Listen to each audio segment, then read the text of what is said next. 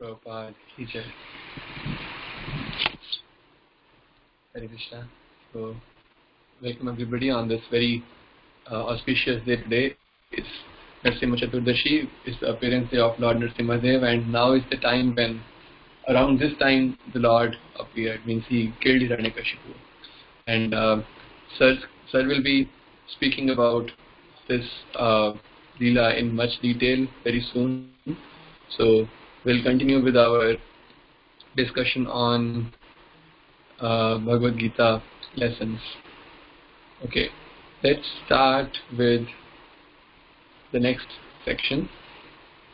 Oh, there are no questions. Oh, there are no questions for these sections. We have to create some. Anyway, so let's read.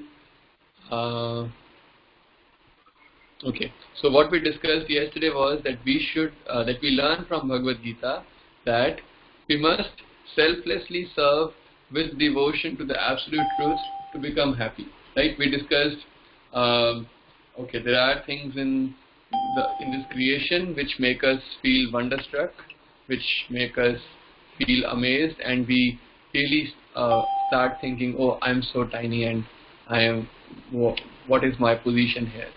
And so some thought-provoking, thoughtful exercises or some reflections on our own life we discussed yesterday. Two main things came up, that we are all servants, means we are in whatever position we are in, we are always serving.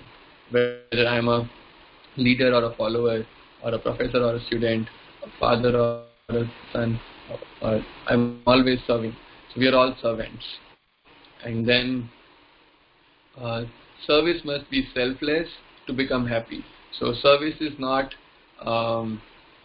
just to benefit others, but more than that, it benefits ourselves, that we become happy. If we don't serve, we don't become happy. Okay. So with this point, there is this statement which says, Bhagavad Gita teaches us that we must serve selflessly with devotion to the absolute truth to become happy. So if we serve Krishna selflessly, which verse of Bhagavad Gita roughly translates to this sentence? Means which verse of Bhagavad Gita you can find the best match to this statement? Hare Krishna Prabhuji, Vipul sir. Hare Krishna. I know the chapter. Fourth chapter. No, Fourth sorry. Yeah, fourth chapter. Yeah. In fourth chapter. I forgot the verse. Actually, I go through the fourth chapter, but I didn't remember the verse. I have to see. Yeah, you can open Bhagavad Gita if you want. Vedabase.com, Bhagavad Gita. And or roughly, do you know the translation? Translation. Actually, I know that he told that those who are wise, they do his devotional service, like something like that. Those who are wise? Actually, those who are wise persons, so they do his devotional service, like that, something like that. And what about happiness? They become happy with that. Yeah, they also become happy. They.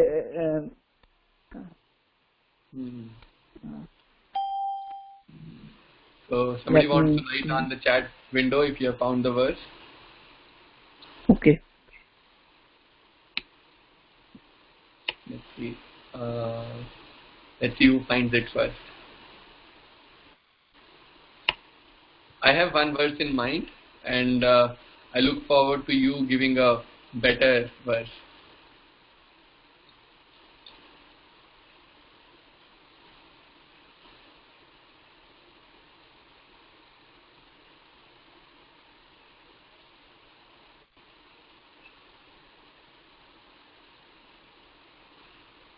Okay. So while you are maybe we can start reading. We all seek relationships. Okay. As human beings, we are committed to various relations in this world. Parental relationships bind father and mother to their kids. A servant is bound by a servitor relationship with his or her master. Friendship is something that we crave for, while conjugal love adds another dimension to our human bonding. There are some for whom we reserve our awe and reverence. These are basic relationships that we see in this world. These relationships become sublime and pure when grounded in eternity and selfless attitude.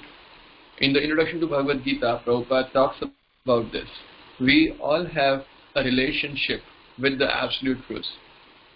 God is not something inanimate. God is a person. So as a person, we can approach Him.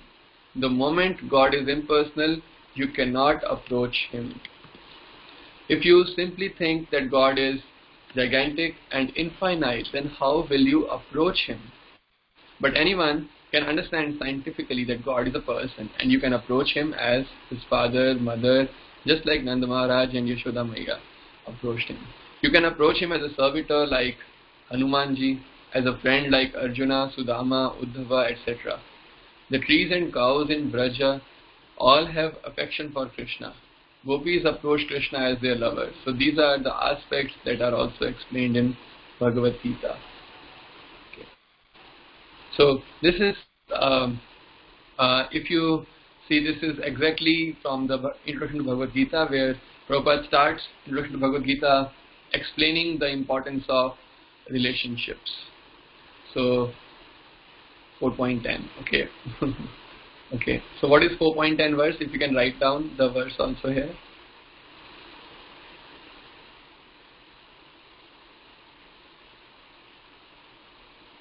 Okay. Yes. Dheeraj's question is taken. So Chiranjit, can you write the verse also? Which verse is 10.4? 10. I have to write the verse or the meaning of the verse. Whatever, just copy from there. Can I take the photo? Huh? If possible. If possible, can I take the photo? Okay, I found it. I found it. 4.10 is this.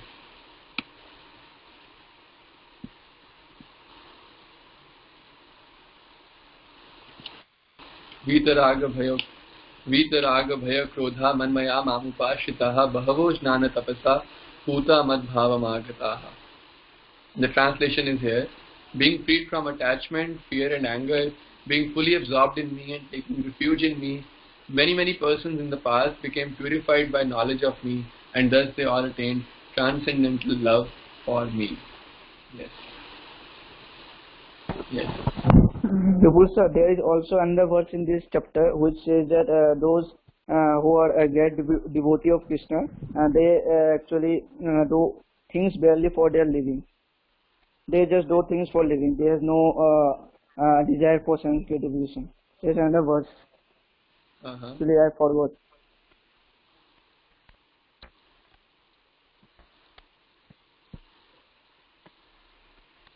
Yes. Good.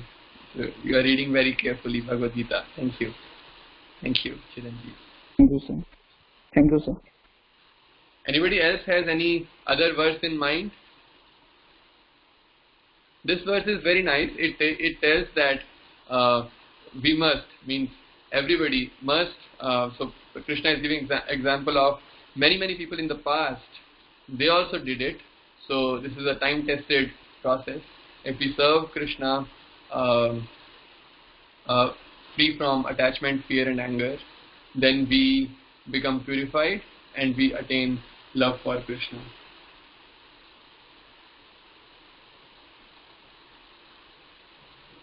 Okay, so as you all are thinking, we will continue our discussion.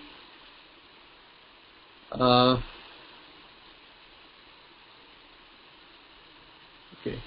Anyone can understand scientifically that God is a person, and Abhishek Bansal is going to Bhagavatam 1.2.6. Okay. how we know that Krishna is a person? How we know that Krishna is a person? So, Hare Krishna, sir. Pardon? Hare Krishna, sir. Hare Krishna. I think if we are the part and parcel of Krishna and we are the person, then I think Krishna should also be person. Very good. Yes. Very good. Because since if we break a diamond into pieces, each and every piece is a diamond. So diamond as a whole is also diamond. Each and every piece is also diamond. So if we take the piece and we say it is diamond, then the thing from which it has come, it should also be diamond. So by this analogy, we can say that if we are person, then as we are part and parcel of Krishna, so then Krishna should also be person. Yes. Good. Good. Yes. Correct. Bro. Good example, good analogy, and good understanding. I can this topic, God is a person, this will be discussed in great detail in some later chapter. I think in 4th chapter or 3rd chapter. I think 3rd chapter. I think in the 3rd chapter this point will be discussed in great detail, that how Krishna is a person. And so there will be discussions from perspective of logical reasoning, and there will also be the perspective of Shastras. So both Pramanas will be there. The Anuman Praman, Pratyaksha Praman, Anuman Praman, as well as the Shabda Praman. All will be discussed in 3rd chapter. I can just give a brief synopsis, like as Chiranjit gave a very nice analogy, that a diamond, a small particle of diamond is also has same qualities as that of the complete diamond, right? Just like a huge diamond also reflects or refracts light with different beautiful shining colors in different directions. So similarly, a very small piece of diamond also will do the same thing. The big piece of diamond also is made up of carbon and it has its own structure, and the small piece also is made up of same carbon and has its own similar structure, right? Same structure is there. It won't happen that bigger diamond has the tetrahedral structure and the small one has a graphene-like layered-like structure. It's not like that. So same structure because it is a part of the same diamond. So similarly, we as the soul is part and parcel of Krishna. So whatever qualities are there in Krishna in infinite magnitude, we have those qualities in infinitesimal magnitude. Right? This is one understanding or one way to understand this very deep point, that Krishna is a person. Another way to understand is that I will just give one very small example, a very funny example. I mean, it is a little humorous example. I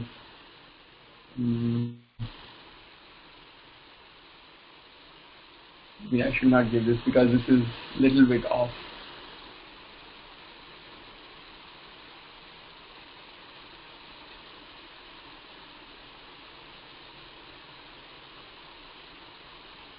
I think Raj Kumar has asked very pertinent question. 8.4 million species are part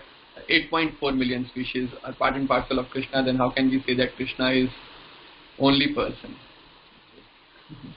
Krishna is not only person. There are everybody, all of us are persons.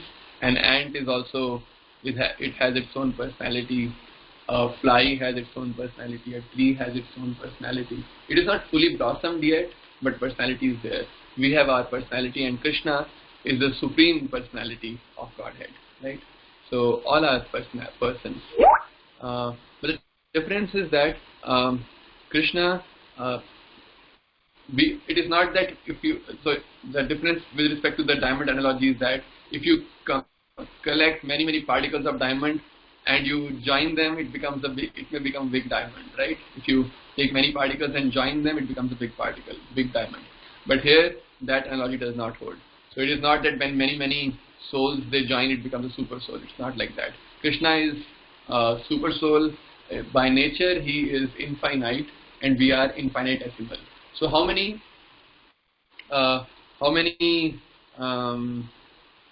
like sir gave an example of infinity. How many natural numbers are required to make infinity? How many natural numbers are required to make infinity? Means it is not possible to add natural numbers to make infinity, right? Infinity is completely a different category altogether. Although infinity means the cardinality of natural numbers can be said to be infinity, but infinity is a different category altogether, right? So that is the difference, that the quantitatively Krishna is infinite, but qualitatively we share many qualities with Krishna. Okay. Okay. Another way to understand it is, I think this is a good example, the source and the effect. Okay. If there is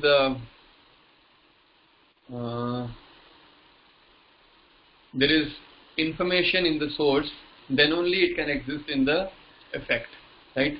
The source has information, then effect will also have information. For example, I ask Chiranjit, I am sitting in, let's say, Kanpur. Chiranjit is sitting in maybe Bengal. Chiranjit? I am in Agartala, Tripura. Oh, Tripura, Agartala. So Chiranjit is sitting in Tripura, and I receive a letter from Chiranjit giving me a message, that some message. Okay, maybe the verse number. Yes, this verse number 4.10, right? So I have received this. This means Chiranjit knew the answer. That is why he was able to give the answer, right? The information has come from Chiranjit. Chiranjit is the source. So source is important, and the source will have much more information. Chiranjit knows this verse, but he must he might, or I'm sure he definitely knows many more verses also, right? So, and information cannot be just random.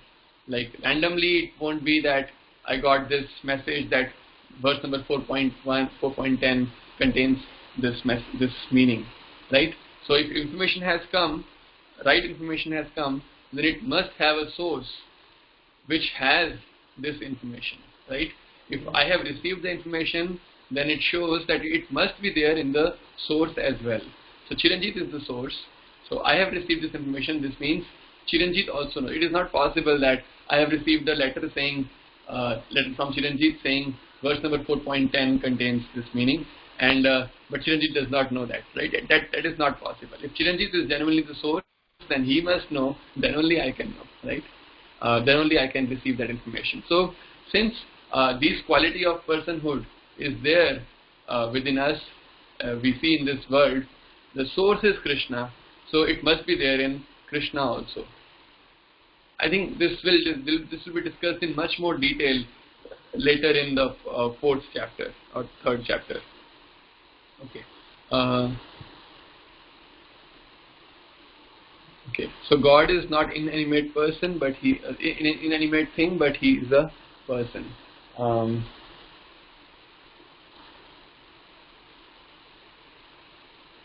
Okay. Maybe I can ask a question here.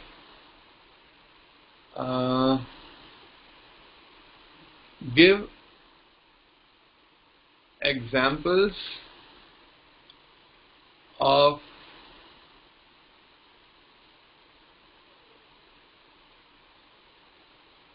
okay. I think this will be the last discussion because time is already 7:33. Sir might start the class soon. So okay. All of you have celebrated Ram Navami. Ram Navami recently. So we also were reading Ramayana for quite some time. I will ask some questions and you have to answer. These questions are, so there are 9 limbs of bhakti, right? Different limbs means different devotees serve Krishna in different way, like Shravan, Kirtan, Smaran, Vandan, Archan, Dasya, Sakhya, Atmanivedan. So these 9 limbs are there, and So you have to tell me different personalities who have served the Lord in that way.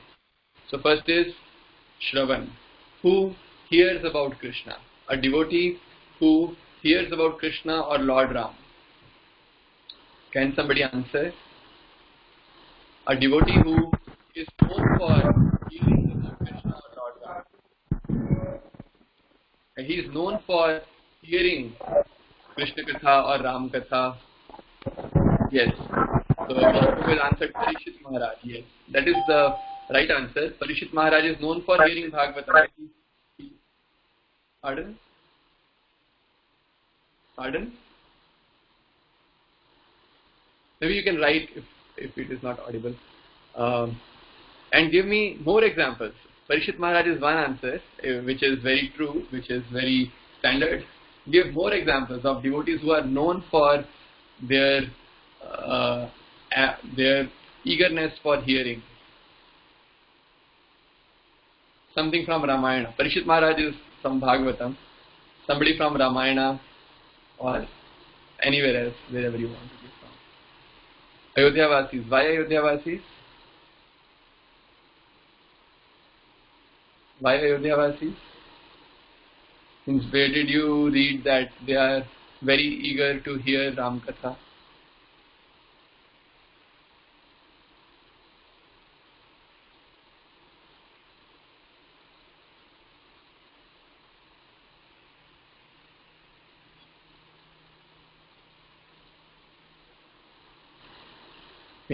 They must be very eager, but somebody who is especially mentioned in the literature that he is really very okay. When Love and Kush told, Love and Kush. Okay. Love Kush, they recited, means they are known for reciting Ramayana everywhere, but not for hearing. For hearing, who is there? Yeah, Love Kush recited to many stages, but that was just once. Somebody who is always very eager, always.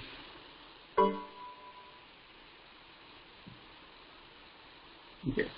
Oh, okay. I will give one answer. Yes, Dhirashu gave the right answer. Gave the answer which I was thinking about. Hanumanji. So it is said that wherever Ram Katha is going on, Hanumanji is present there because he is so fond of Ram Katha. He always wants to hear Ram Katha. Good answer. Hanumanji.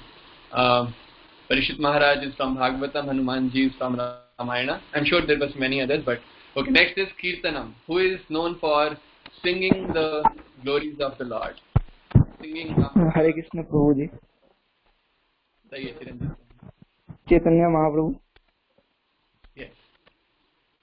Good answer. Chaitanya Mahaprabhu. He is known for singing Krishna's glories, Krishna's names. Who else?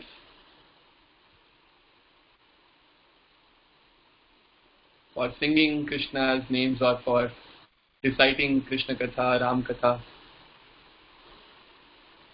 Chaitanya Mahaprabhu is very good answer.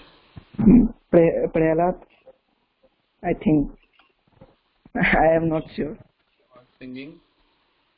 Prahlad was singing. No, I am not sure. I have given name. Yes, Prahlad Maharaj is a good answer because he was in his school. He was actually telling all his classmates about Krishna. He was telling, and those prayers are very well recorded in Bhagavatam. That means those instructions or those glorifications which Prahlad Maharaj did, they are very much recorded. Yes. Dheeraj Prabhu is saying Prabhupada. Yes, definitely. Prabhupada has sung this glory of Krishna all over the universe. Yes.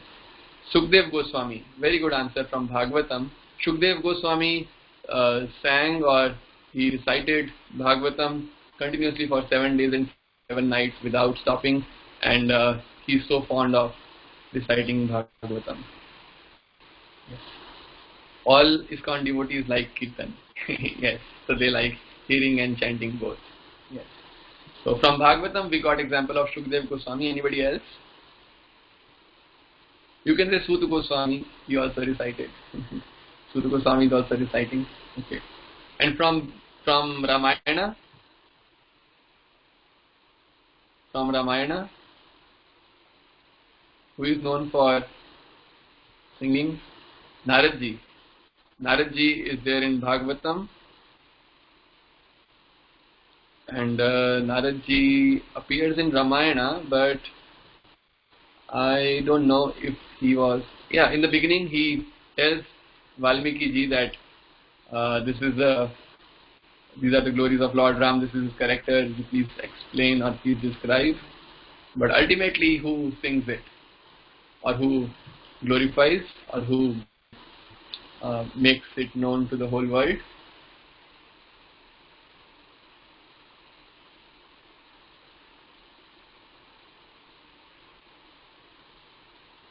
I gave the answer. Valmiki ji. Tulsidas ji. Yes, Tulsidas ji in recent times.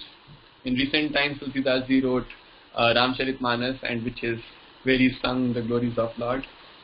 You can say Valmiki ji, Tulsidas ji, and somebody also, I think, who answered that, Love and Kush, Dheeraj Prabhu and Rajat Prabhu. They said Love Kush are always singing Ram Katha everywhere, right? So Love Kush is another example. I think it's 7:40 now. We can stop here.